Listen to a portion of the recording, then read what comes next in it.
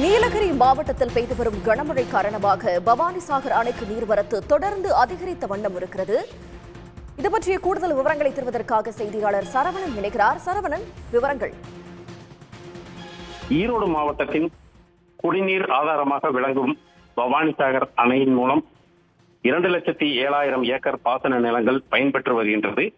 இந்த அணையில் கடந்த ஒரு மாத காலமாக இரட்டை இலக்கத்தில் மட்டுமே நீர்வரத்து இருந்து வந்த நிலையில் நீலகிரி மாவட்டத்தில் நேற்று பெய்த மழையின் காரணமாக தற்போது 6,000 கன அடி நீர் வந்து கொண்டுள்ளது.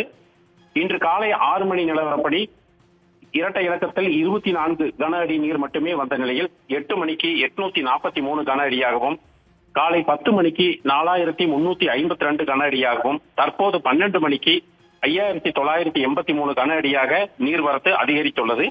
அணையின் நீர்மட்டம் மொத்தம் உள்ள அளவு 105 அடியாகும். அந்த 105 அடிக்கு தற்போது 97.35 கன அடி நீர் இருப்பு உள்ளது. 97 அளவு உள்ளது. அணையில் இருந்து அரக்கன்கோட்டை தடப்பள்ளி வாய்க்காலில் 700 கன அடியும், குடிநீருக்காக 100 கன அடி என மொத்தம் 800 கன அடி திறந்து விடப்பட்டுள்ளது.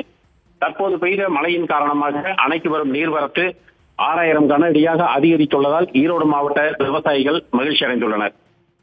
உடனுக்குடன் செய்திகளை தெரிந்து கொள்ள சன் நியூஸ் பெல் ஐகானை கிளிக் பண்ணுங்க.